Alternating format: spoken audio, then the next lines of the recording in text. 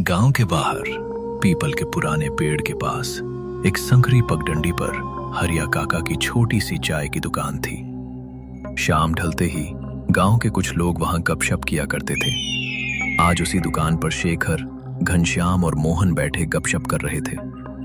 बातें करते करते समय का पता ही नहीं चला। अब रात के 8 बज चुके थे।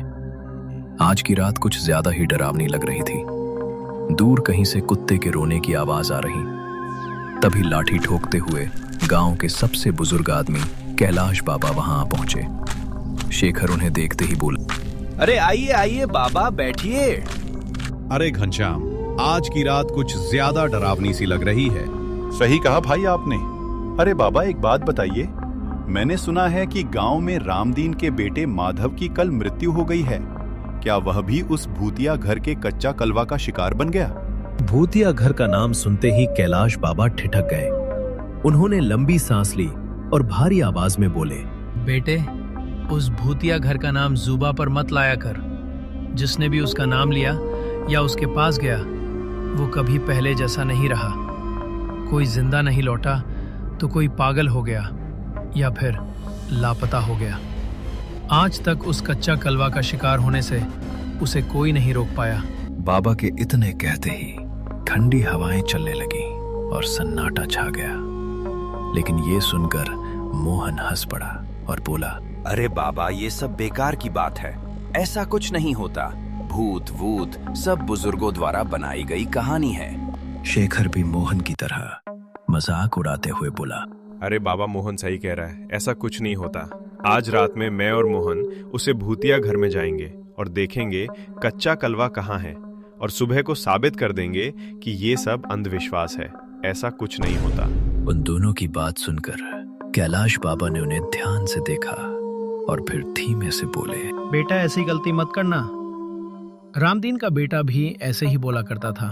फिर एक दिन वो भी उस भूतिया घर की ओर निकल पड़ा और उसके बाद उसका आज तक पता नहीं चला। बस इतना कहकर बाबा चुप हो गए और दुकान पर सन्नाटा छा गया और सियारों के रोने की डरावनी आवाज माहौल को और भी डरावना बना रही थी। अब सभी ने अपने चाय का कप खाली किया और कुछ पल के बाद सब अपने अपने घर की ओर चल दिए। हरिया काका की चाय की टपरी धीरे धीरे खाली हो गई। रात गहराते ही मोहन और शेखर घर की तरफ नहीं बल्कि गांव के बाहर उस भूतिया घर की ओर निकल पड़े।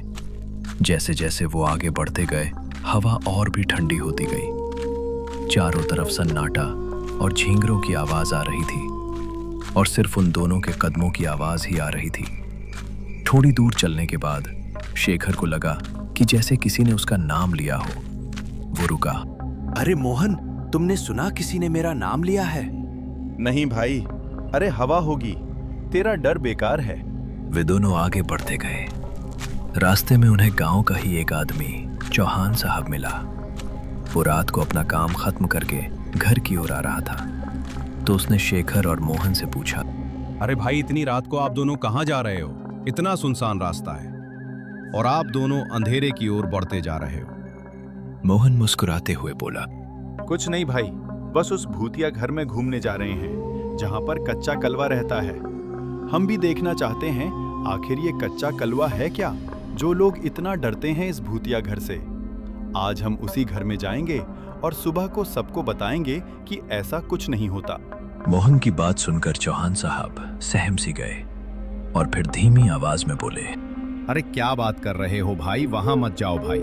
जो लोगों ने बताया वो सब सच है, मत जाओ भाई वहां पर। इतना कहते ही शेखर भी बोल पड़ा, देखो भाई, तुम अपने घर जाओ, हमें जो करना है हम वो करके ही रहेंगे। आज हम उसे भूतिया घर का रहस्य सबके सामने खोल ही देंगे। इतना कहकर वो आगे बढ़े और कुछ देर बाद अंधेरे के बीच से उन्हें वही घर दिखाई दिया। टूटी दीवारें, झुकी छत और मकड़ी के जाले और आधा खुला दरवाजा। जैसे ही वे घर के पास पहुंचे, अंदर से किसी के चलने की आवाज आई और उसी पल डरते हुए दोनों ने एक दूसरे की ओर देखा। कुछ पल सब कुछ शांत। फिर मोहन ने धीमी आवाज में कहा, तूने भी सुना? शेखर ने बिना जवाब दिए अंधेरे की ओर देखा और हिम्मत करते हुए वे दोनों घर के अंदर की ओर गए।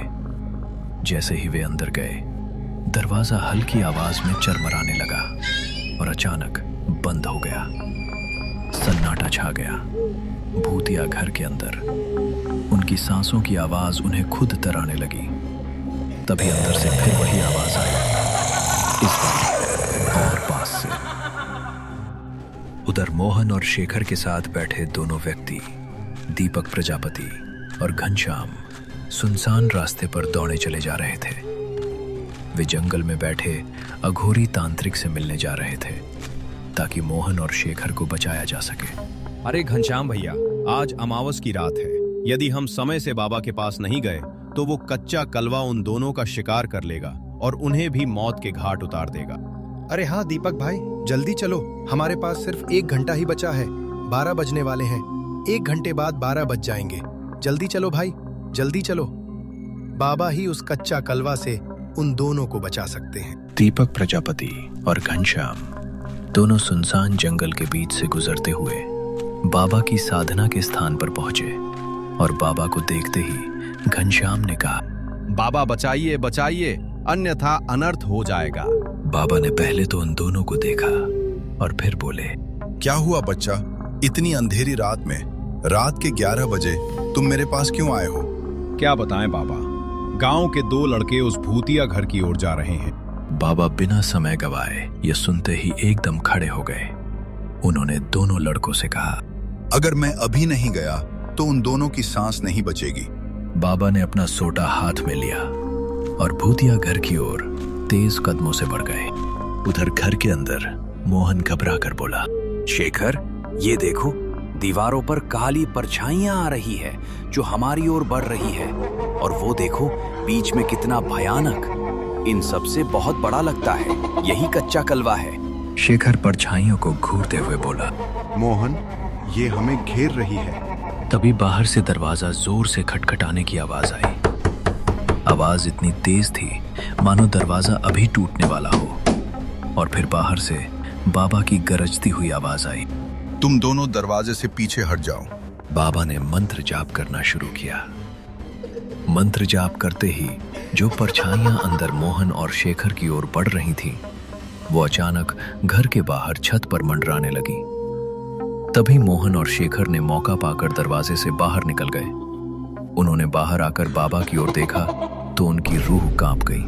अरे मोहन, देखो, कच्चा कलवा बाबा के सर के ऊपर बैठा है। बाबा ने गुस्से से कच्चा कलवा से पूछा, तुम्हें क्या चाहिए? तुम इस गांव को आजाद क्यों नहीं कर देते? मुझे तेरी बलि चाहिए। तेरे बिना इस गांव को मैं नहीं छोड़ूंगा।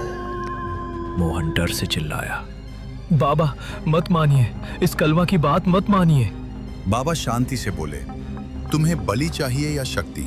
कच्चा कलवा गुर्राया, मुझे शक्ति नहीं चाहिए, मुझे केवल तेरी आत्मा चाहिए, केवल तेरी आत्मा।